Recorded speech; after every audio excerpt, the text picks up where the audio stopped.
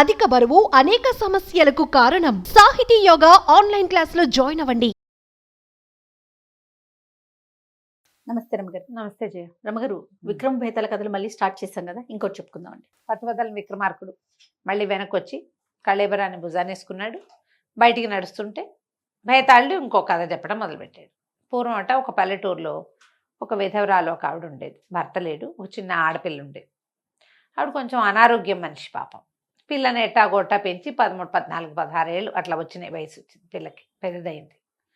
తల్లి చాలా జబ్బుదైపోయింది. పిల్ల మంచి బుద్ధిమంతురాలు, పనిమంతురాలు కూడా. అయితే వాళ్ళ అమ్మ తోటి ఏమందంటే కూతురు, అమ్మ నువ్వు ఇంకెంతకాలం కష్టపడతావు, నేను పెద్దదాన్ని అయ్యాను, బలము ఆరోగ్యము రెండూ ఉన్నాయి, ఎక్కడైనా ఒక పరుగుల ఇంట్లో చూసి పనికి పెట్టున్నాను, నేను వాళ్ళ ఇంట్లో పనిచేసి నిన్ను పోషిస్తా, వివాహం అవి అంటావా తర్వాత కాలంలో చూసుకుందాం, ఇట్లా ఈ ఊళ్ళో మనకేం పోషణ లేక చిన్న ఊళ్ళల్లో కష్టమమ్మా, ఎక్కడికైనా వెళ్దాము, నేను నిన్ను చూసుకుంటానని పిల్ల గట్టిగా ధైర్యం చెప్పింది. సరే వీళ్ళు ఏదైనా కొంచెం పెద్ద ఊరు వెళ్దామని ప్రయాణమై అక్కడక్కడ ఆగుతూ వేరే ఊరికి బయలుదేరారు. ఈ వేరే ఊరు వెళ్ళే క్రమంలో ఒక పెద్ద పట్టణంలో ఒక పెద్దవాళ్ళ ఇంటి వాకిట్లో ఆగారు ఒకరోజు సాయంత్రం. అయితే అరుగు మీద కూర్చుంటే ఆ ఇంటి ఆవిడ చూసింది. ఎవరు ఏమిటి అంటే, మా అమ్మ మేము వేరే ఊరు ప్రయాణం అయ్యామండి, ఈ రాత్రికి పంచలో పడుకొని ఇవ్వండి అని అడిగితే సరే సరేనండి. సరేనని ఆవిడ ఏం చేసింది, లోపలికి వెళ్ళి ఏదో కాస్త అన్నము అవి కూరలు అవి ఉంటే వీళ్ళ కాస్త మజ్జిగ అన్నం పెట్టి అన్నం పెట్టింది. అన్నం తిని తల్లి పిల్ల పడుకున్నారు. పడుకుంటే ఇల్లు చూస్తే పొద్దున్నే లేచి చూస్తే పెద్ద ఇల్లు, బోలెడన్ని గదులు, వెనకాల గొడ్డు గోదా ఉన్నాయి, వాకిలి అది చాలా బాగుంది. పిల్ల ఏమందంటే, అమ్మ వీళ్ళు మంచి వాళ్ళల్లే ఉన్నారు, వీళ్ళనే అడుగుదామని ఆవిడతో మాట్లాడింది. మా అమ్మకి నాకు ఉండడానికి స్థలం చూపించండి, మీ ఇంట్లో ఏదైనా పని ఇవ్వండి, చాలా బుద్ధిగా పని చేస్తాను నేను అని అడిగింది. ఆవిడ ఏమందంటే, అమ్మ పనికేం లోటు, బోల్డ్ పని, వంట ఆవిడ ఎట్లాగూ ఉంది, పై పనికి మనిషి ఎట్లాగూ కావాలి, ఎంత చేసినా ఈ ఇంట్లో పని తరగదు, ఉండండి అని ఒక కొట్టు గది ఒకటి చూపించింది. మీ అమ్మ నువ్వు ఈ గదిలో ఉండొచ్చు, గాలి వెలుతురు వస్తాయి, మీ అమ్మ జబ్బు మనిషి కాబట్టి ఏదైనా మంది పీల్చుకుని ఇక్కడే చేసుకుంది. కానీ అంటే అమ్మాయి ఏమంది, నాకేం ఎదిగా జీతం కూడా ఇవ్వద్దు, 2 పూట్ల శుభ్రంగా అన్నం పెట్టండి చాలు అంటే, సరే ఓ 10 రూపాయలు జీతం ఇవ్వడానికి కూడా ఆవిడ ఒప్పుకుంది. ఇక ఆ కొట్టు గది శుభ్రం చేసుకుని తల్లి పిల్ల వాళ్ళు తెచ్చుకున్న బట్టల మూటను అక్కడే పెట్టుకుని ఉన్నారు. ఓ మంచము అవి ఇచ్చారు. తల్లి మంచమే పడుకునేది, పిల్ల కింద పడుకునేది.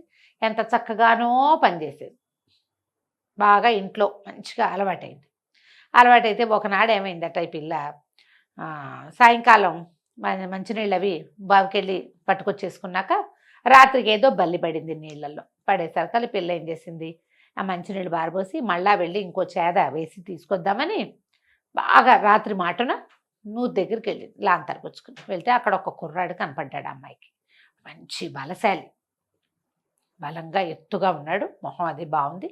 ఈ అమ్మాయిని అడిగాడు, ఎవరమ్మాయి చీకట్లో వస్తున్నావు, నిన్నెప్పుడు ఈ ఇంట్లో చూడలేదే అంటే, నేను పని మనిషిని కొత్తగా చేరాను, 6 నెలలు అయింది మేము వచ్చి, మా అమ్మ నేను ఇక్కడే ఉంటున్నాం అన్నది. అన్నాక సరే నాకు కూడా మంచినీళ్ళు ఇవ్వన్నాడు. కాసిన మంచినీళ్ళు తాగాక ఏం చెప్పాడంటే, నాకు సహాయం చేస్తావా అన్నాడు. చేయగలిగే సహాయం ఏదైనా చేస్తాను బాబు, ఏం కావాలి చెప్పండి. నేను ఇంటి వాళ్ళ అబ్బాయినే, చనిపోయాను నేను చాలా కాలం క్రితం, ఒక పిశాచాలకి చిక్కుకున్నాను నేను, వాళ్ళు నన్ను చాకరీకి వాడుకుంటున్నారు, ఆ మూల తలుపేసి తాళం పెట్టుంటుంది కదా, ఆ గది నాదే, నువ్వు నాకు సహాయం చేయమని అడిగాడు.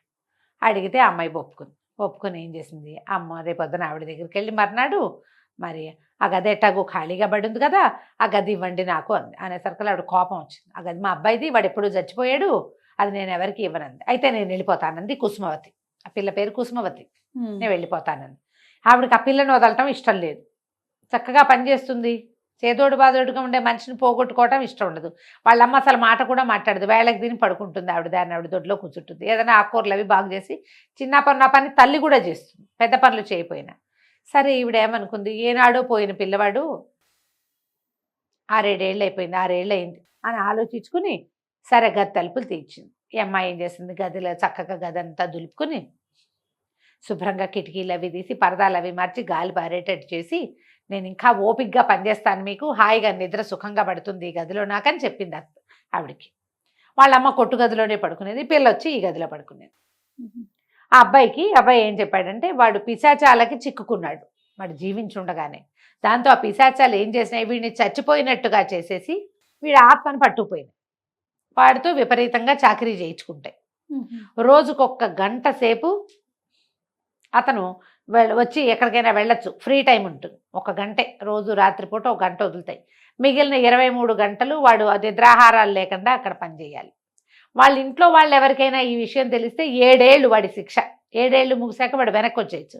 ఇంట్లో వాళ్ళు కనుక కనిపెట్టారా మళ్ళీ 7 ఏళ్ళు ఎక్కువైపోతుంది. ఇప్పటికి 6 సంవత్సరాలు అయింది.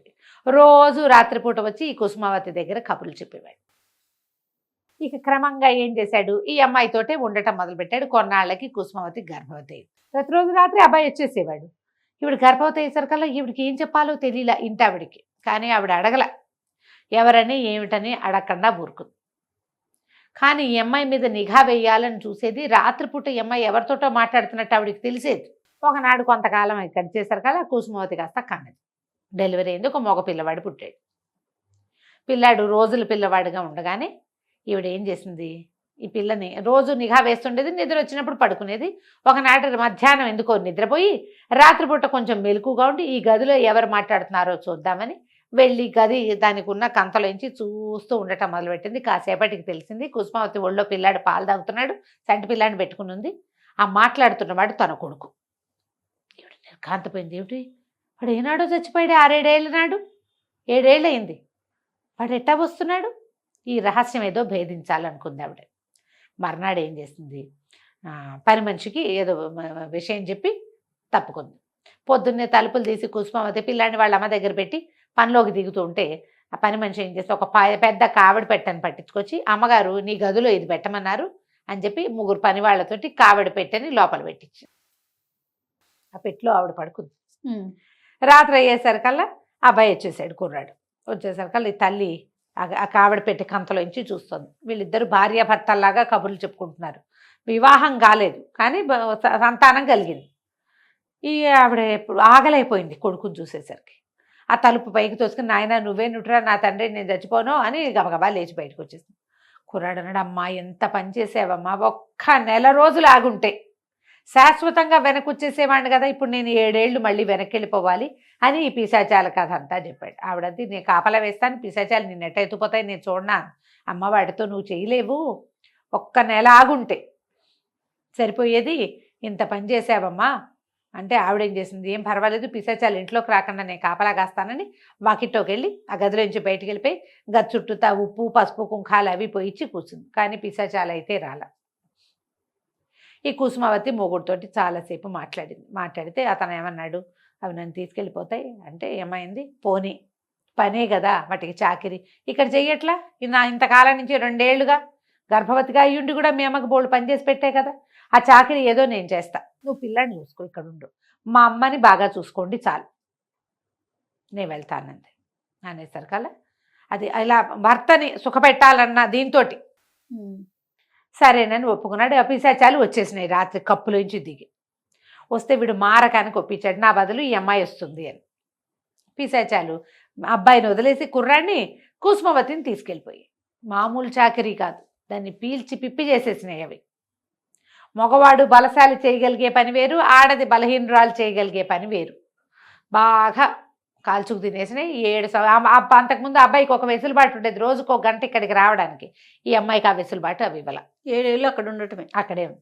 7 ఏళ్ల తర్వాత కుసుమవతి తిరిగి వచ్చేసరికల్లా ఇంట్లోకి ప్రవేశిస్తుంటే ఇల్లంతా సందడిగా ఉంది. మామిడి తోరణాలు, ఓ పక్కన బాజా భజంత్రీలు, మేళాలు తాళాలు బోల్డని ఉన్నాయి. ఓ ఇంత పిల్లాడు తిరుగుతున్నాడు ఇంట్లో, ఏమిటి అని కనుక్కుంటే ఇంటి వారి అబ్బాయికి పెళ్ళి. అమ్మాయి నిర్ఘాంతపోయింది, ఏం చేయాలో తెలియలే. అయితే ఇక్కడ ఒక ఆవిడ ఉండాలి, అది ఉండాలి అని కనుక్కుంది. ఆవిడ పోయి 2 ఏళ్ళు అయింది. అంటే కుసుమావతి వాళ్ళ అమ్మ చనిపోయి 5 ఏళ్ళు చూసుకున్నారు వాళ్ళు, ఆవిడ పోయింది. తర్వాత ఈ 7 ఏళ్ళు ఫినిష్ అయ్యి కుసుమావతి వచ్చే కాలానికి అతను పెళ్లి చేసేసుకుంటున్నాడు. పని మనిషిని ఉంచుకోవాల్సిన పని ఏముంది వాళ్ళకి, పిల్లాడు లక్షణంగా ఉన్నాడు, నాయనమే పెంచేసింది. 7 ఏళ్ళు వచ్చాయి వాడికి ఇంకా తల్లి అవసరం లేదు, ఆ తల్లి ఎవరో కూడా తెలియదు వాడికి. 4 రోజుల లోపలే వెళ్ళిపోయింది తల్లి. అదే అందరికీ ఊరందరికీ బట్టలు పంచి పెడుతున్నారు. అతనేమో వచ్చిన వాళ్ళందరికీ తాంబూలాలు ఇస్తున్నాడు, వాళ్ళ అమ్మేమో చీరలు పెడుతుంది. ఆవిడ చీర జాకెట్టు అమ్మాయి చేతిలో పెట్టబోయింది, కానీ అమ్మాయి పుచ్చుకోలే, వద్దులేండి అని చెప్పి బయటకు వెళ్ళిపోయింది. వాళ్ళు కుసుమావతిని గుర్తు కూడా పట్ల. 7 సంవత్సరాలు అయింది, ఏం గుర్తుపడతారు, ఆసక్తి లేదు వాళ్ళకి. ముందు తమ పాయాల్లో సాగిన సంబంధం ఏదో కుదుర్చుకున్నారు, వెనక్కి తిరిగి వెళ్ళిపోయింది. ఈ కథ చెప్పాడు బేతాళుడు.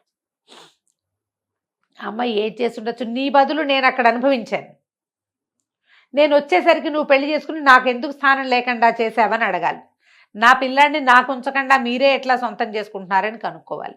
ఈ రెండూ చేయకుండా కుసుమవతి ఎందుకు వెళ్ళిపోయింది, ఎందుకు మాట్లాడకుండా ఉండిపోయింది అంటే అప్పుడు రాజుగారు చెప్పాడు, కుసుమవతి ఎవరి బాధ్యత అయినా తీసుకునే రకం. వాళ్ళ అమ్మ ఉండగానే ఆవిడ ఏదో ఒక మాదిరి పనిచేస్తూ తన్ని పోషిస్తుండగానే నువ్వు నా కోసం ఏం చేయొద్దు, నేనే నేను చూస్తానని చెప్పింది. ఒక బాకెట్లో కనపడిన కుర్రాడు నాకు సహాయం చెయ్యి అంటే వాడు ఉండడానికి, ప్రతిరోజు ఉండడానికి వీలుగా గత్తెలుపులు తెరిచిపెట్టింది. వాడి గది వాడికి తెరిచిపెట్టింది. నీ గదిలో నువ్వు పడుకో, నీతో నాకు సంబంధం లేదనుకంటే అతని దగ్గరికి రా అనగానే అతన్ని సంతోష పెట్టడానికి, పాపం కుటుంబం అవకాశం లేనివాడని వాడిని సంతోషపెట్టింది. సంతోషపెడితే ఏముంది, మగవాళ్ళు బాగానే ఉంటారు, ఆడవాళ్ళకి గర్భాలు వస్తాయి. సంతానం కలిగాక భర్త మళ్ళీ 7 ఏళ్ళు వెళ్తే వెళ్ళాడు, నా ఇల్లు నా వాకిలి నా అత్తగారు నా పిల్లాడు నాకు ఉన్నారని అనుకోకుండా కష్టపడడానికి తనంతట తను, అతను అనలా, ఈ అమ్మాయి ఆఫర్ చేసి కష్టపడడానికే పుట్టింది. ఇప్పుడు ఇక్కడ ఉన్న ఆ అమ్మాయికి అంతకంటే బెటర్ స్థితి ఏం రాదు, అతను పెళ్ళేలాగో అయిపోతుంది. పని మనిషే ఇక్కడ చిత్కారాలు తింటూ ఎందుకు ఉండటం, ఎక్కడో చోట ఈ కష్టం ఇంకో చోట పడచ్చు అని వెళ్ళిపోయింది. కష్టజీవి. ఆ అమ్మాయి సుఖం కోసం పెళ్లి చేసుకోవాలా, అతనితో కలిసి ఉండాలా, వాడిని సంతోష పెట్టడానికి చేసింది. అదేదో ఇంకో చోట చేసుకుంటాను, నా బతుకు నేను బతుకుతానని, పిల్లాడు ఉంటే ఉన్నాడు, వాళ్ళ పిల్లాడు అని వదిలిపెట్టి వెళ్ళిపోయింది, అంతేనన్నాడు. బేతాళుడికి సమాధానం నచ్చదు. అమ్మాయి అంతే మరి. ఆ గదిలో అతను పడుకుంటాడు, తను వెళ్ళి వాళ్ళ అమ్మ దగ్గర పడుకోవచ్చు కదా. అతనికి కంపెనీ ఇవ్వడానికి మాటామంతి లేక కరువాచిపోయి ఉన్నవాడికి కంపెనీ ఇవ్వడం కోసం ఉంది. చివరికి కంపెనీ ఇలా పరిణమించినా ఒప్పుకుంది. అతను ఇంకా ఏం పని చేస్తాడని అతని బదులు పని చేయడానికి ఒప్పుకుంది. చివరికి ఆ కష్టం ఏదో మనమే పడదామని తన దారిని తను వెళ్ళిపోయింది. ఆనందించి నువ్వు మౌనభంగం చేసావు కదా, సమాధానం కరెక్ట్గా చెప్పినా నేను పోతున్నా అని మళ్ళీ వెనక్కి వెళ్ళిపోయి కథ కంచికి మన ఇంటికి. బాగుంది రమ్య గారు. నమస్తే. నమస్తే జయ. సుమన్ టీవీలో మీ పర్సనల్ అండ్ బిజినెస్ ప్రమోషన్స్ కోసం కింది నెంబర్కి కాంటాక్ట్ చేయండి.